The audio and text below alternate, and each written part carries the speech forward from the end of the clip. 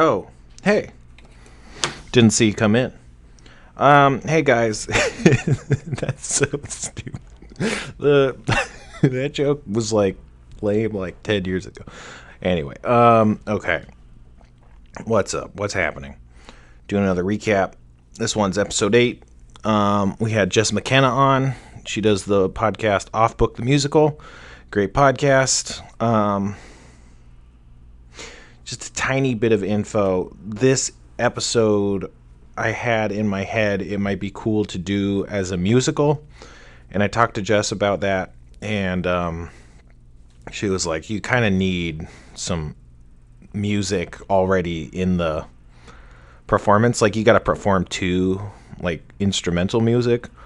It's hard to stay on tempo and to reverse fit songs to, sung music. And so we didn't really go in that direction. But, whatever. It ended up fine. I'm topping my mics. That's no good. Yeah. So, yeah, just when you watch this episode, think about that when I was planning it, I was thinking it might be a musical episode. But, when we got in there, I was like, yeah, let's just play it straight. Yeah, okay. So let's just hit it.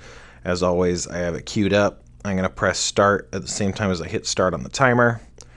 Hopefully you do the same. I'm going to make these beep sounds. It'll be like beep, beep, beep, boop, like in Mario Kart, I guess. So yeah, let's not away. No, let's away. Beep, beep, beep, boop.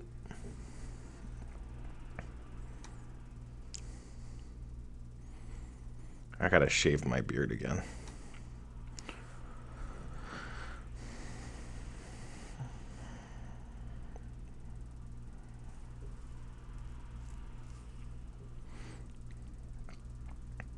So yeah, this gray guy, he's been on our asses.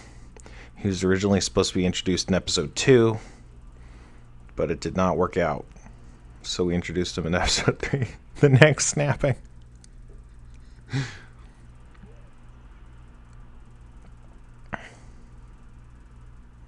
He's humping the wall.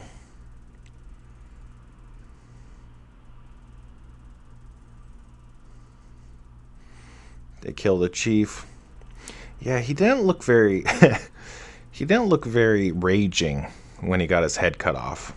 He was supposed to be like thrashing around like a wild animal. He didn't even look particularly held by the net, He just looked like he was voluntarily laying on the ground. Oh, he's back.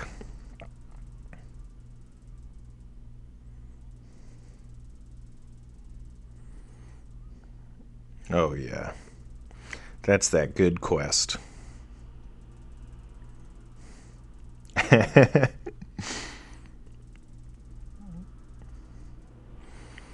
So, yeah.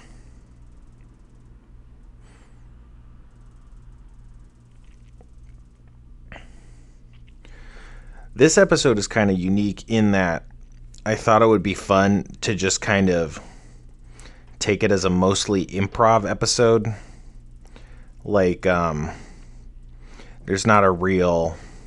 There's like some pillars to the adventure, but there's not like a real dungeon that they're exploring. It's just about how they act and what they choose to say or do, kind of.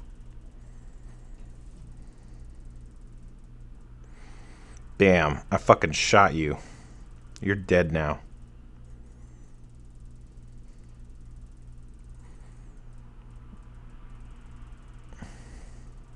I don't know what she said there.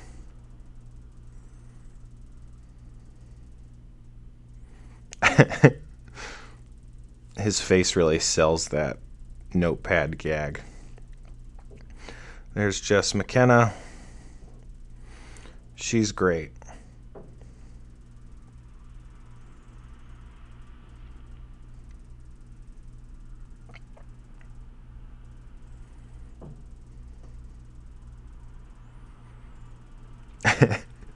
I feel like that's going to happen more if Harmonquest keeps going on, is there will be people who just played it for various performance purposes.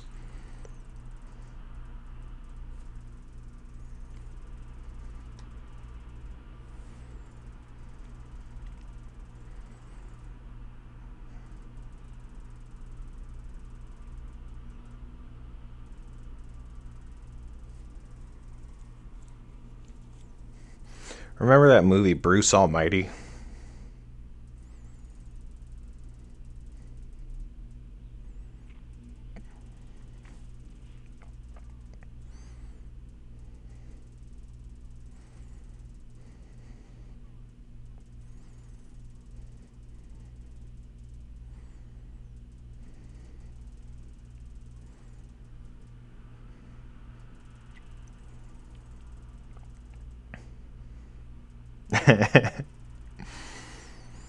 So yeah, they're in jail. And it's fondue.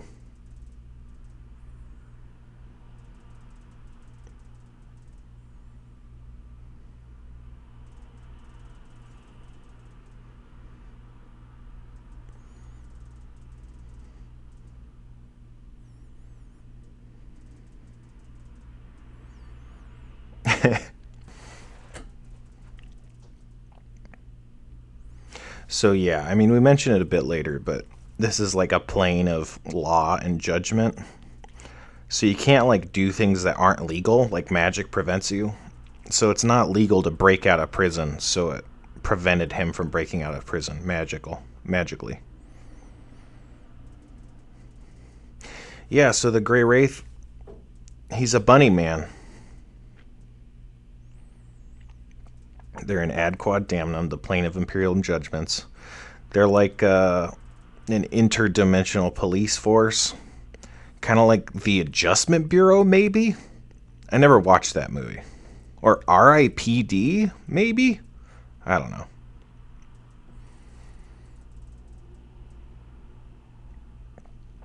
I think ad quad damnum's some legal term of some sort.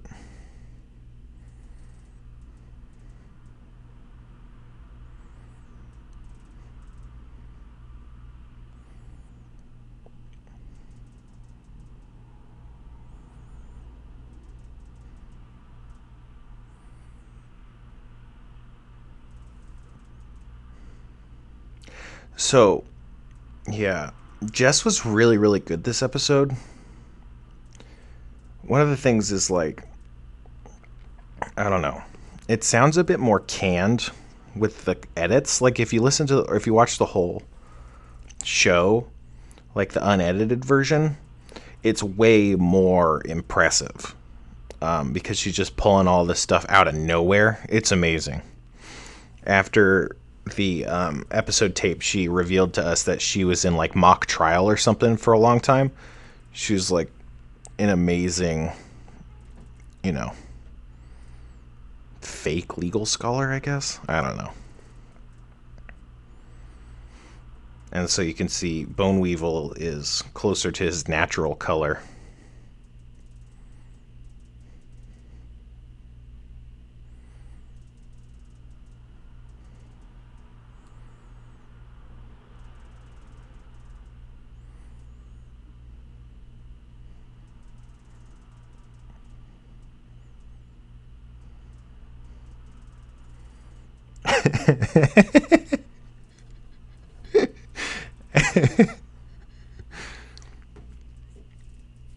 I think they went into that a little bit.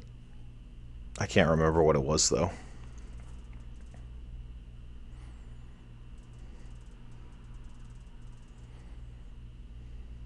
They were so surprised at that guy.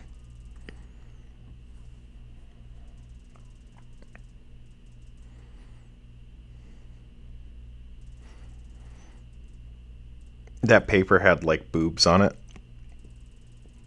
Weird Easter egg. I don't know who did that. I don't know if it was intentional. It probably was, though.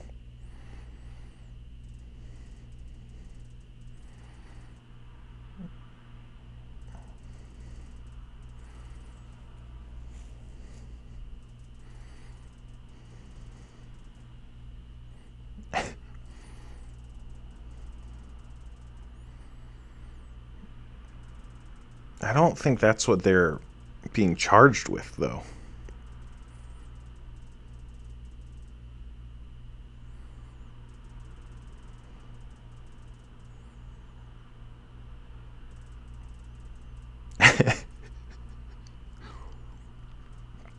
Yeah, see, this is what happened to fondue.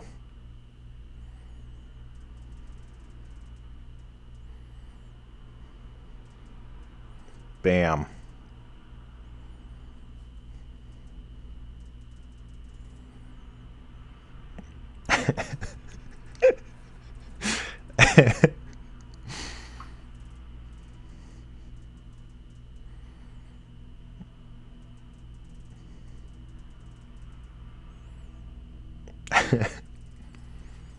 Oh, her eyes are brown. That's a big boner. Fuck, man.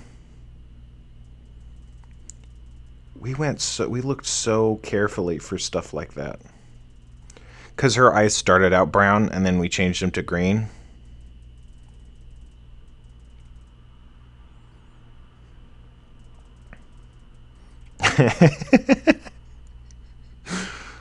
I'm a goblin. Man, I'm so bummed about her brown eyes there. That fucking sucks. She's so...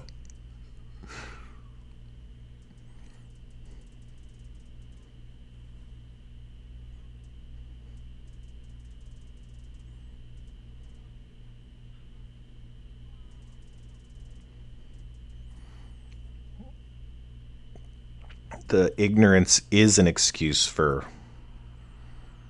breaking the law defense.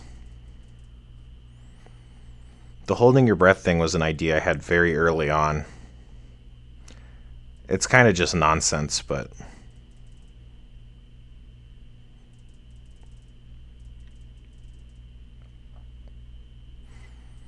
Yeah, so these two bunny guys are related to the caretaker of the abyss. And that's why, they have such a axe to grind.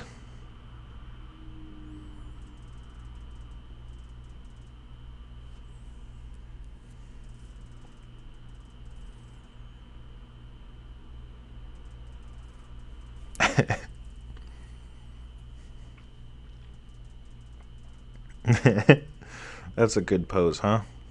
What a great show.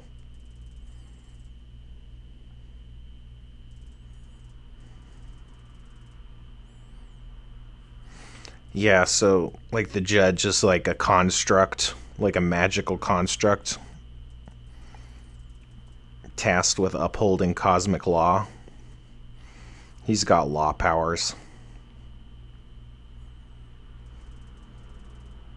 You'd think he might be able to just, like, read the minds of everyone and determine their level of guilt, but nah.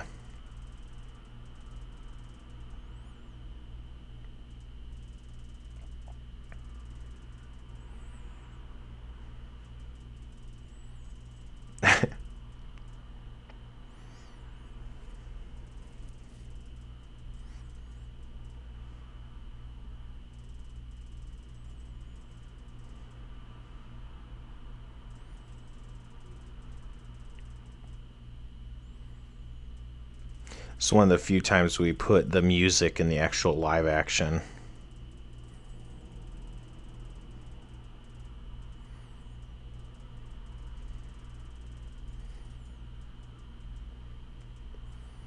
Just all improvised. That's that mock trial. Oh, you can't hear it so much, but something that happened over and over in this episode is the whole audience was stamping their feet really hard to, like, I guess symbolize, like, the jury going nuts.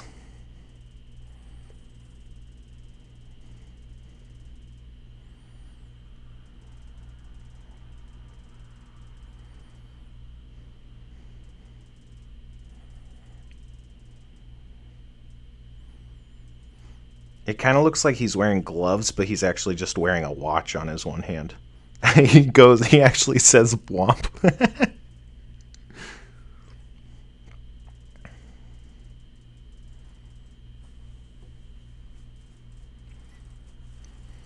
Yeah, so multiversal negligence, like, they're causing all sorts of problems for the multiverse. They allowed the great manticore to come into the world. They killed the caretaker, which in turn caused the breakdown between the demon realm and Earth. and then they started messing with the flow of time. That's why the gray race showed up in the beginning, is to stop them from accessing the beast of beginning, because they're just too reckless to be trusted with that power. That's kind of why they got arrested. And then they did go back in time and made things worse, and it like made Vortheon more powerful. And then they were trying to do it again.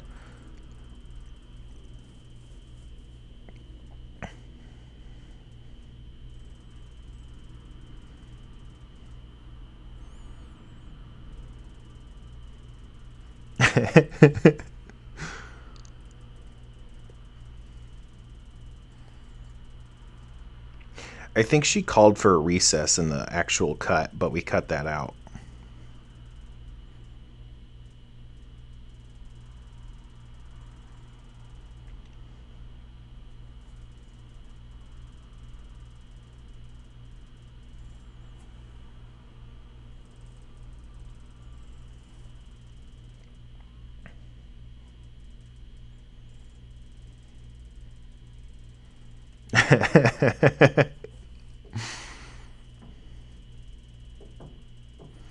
In the actual performance, this guy was the guy who presided over the Damnums versus Galgatron trial, which was the you can't teleport to escape family duties. Or maybe it was the first one. I can't remember. All nonsense.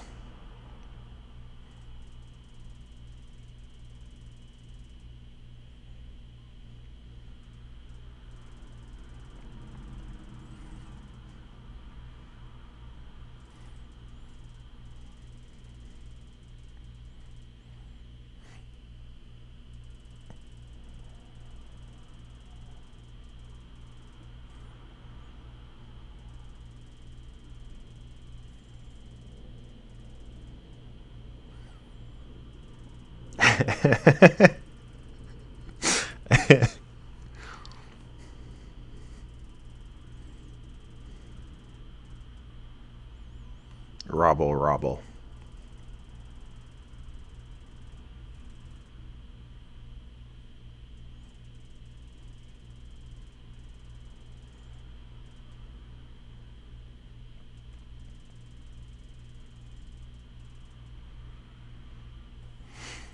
Again, they're not really being charged with killing the caretaker of the abyss.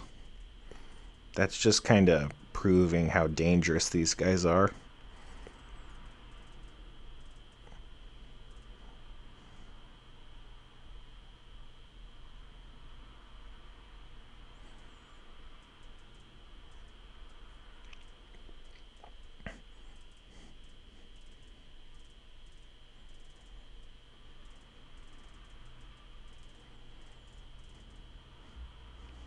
Oh, so it's probably worth mentioning that this episode was inspired by Harmontown when we had Matt Gorley on to be the skeleton lawyer, Skeleton Gary. And originally, my plan was to get Matt Gorley to reprise that role. But he was only available for the first episode. So we were actually really worried about finding someone who could be a good fit for this episode, because it's so improv heavy. But just really knocked it out of the park, I think. Look at the paper. Look, it's limerick. Because Fondue didn't actually, access the beast at beginning, but I don't know. The joke is that he looks basically the same as Limerick, and so they got him mixed up, and they think that Fondue was trying to do the beast of beginning, but he actually wasn't. That's Limerick. Limerick did that. So actually, Limerick is guilty of willful world bending, but he's not on trial because of a paperwork mishap. And also, Limerick isn't multiversally negligent in the same way that the rest of the gang is, because he didn't release the Great Manticore or doom the world.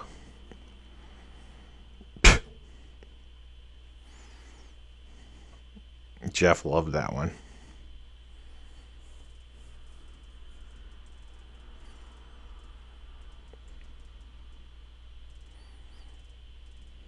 Whoa, that was a cool sound effect.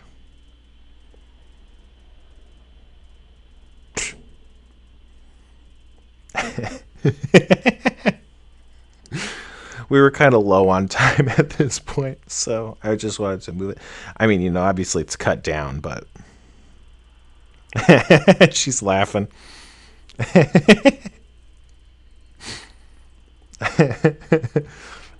He's not having none of that.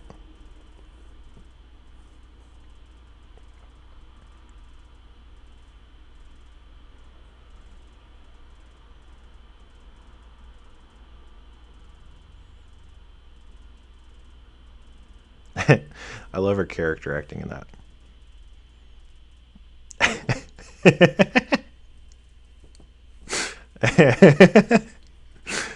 That's probably one of my favorite moments in this episode.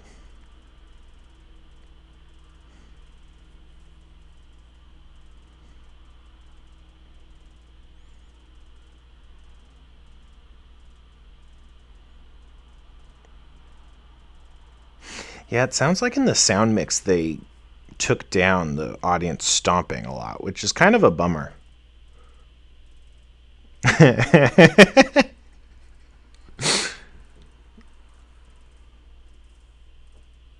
I think there's a bit more that we cut out there.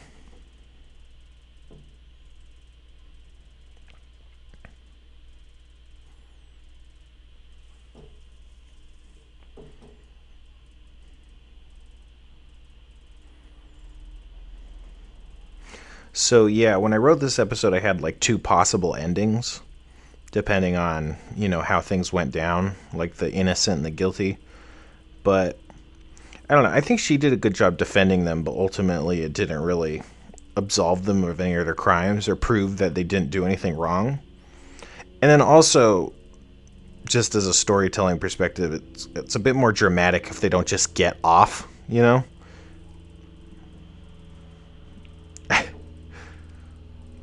This song is kind of proof of it's hard to retrofit music to someone's song.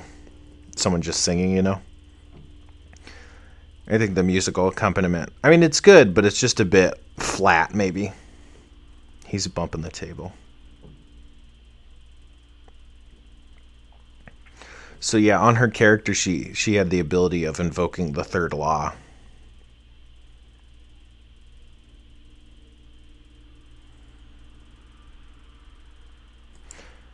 It's like, what do you call it? A loophole. That table bump. Yeah, she gave up her immortality.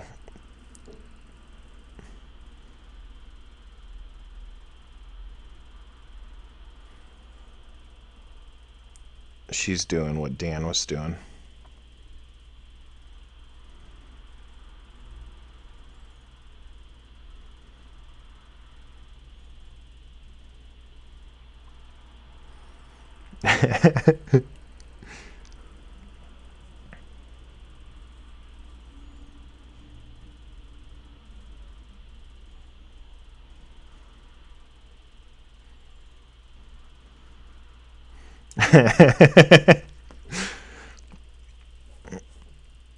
Yeah, so the rule of law is suspended and it makes the quadricle stop working. But as a result, the agents can just kill whoever they want and stuff because it's the purge. That glitch, Bardell made that. It's so well executed, I think. I just really love it.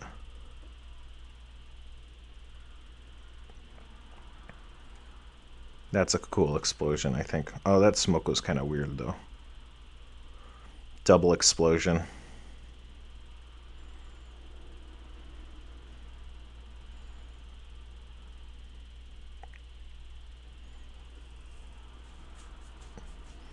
I think in the actual show they ran out into the hallway before they had this conversation, but we cut that. But that might not have happened. I might be misremembering.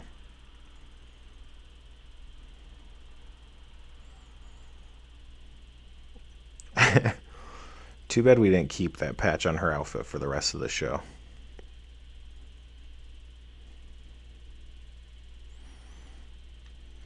Yeah, so AQD agents have the ability to imprison people and teleport them, and also like capture evidence. So that's what they use those gray boxes for.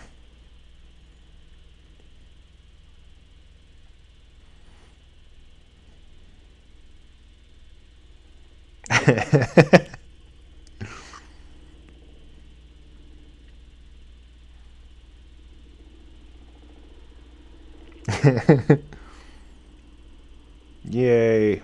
All right. So yeah, I think I mentioned before, but the Grey Wraith was supposed to be like a kind of fulfill the role that Vortheon did in the first season. Like there's the main plot line, but then there's also the separate kind of Boba Fett like antagonist.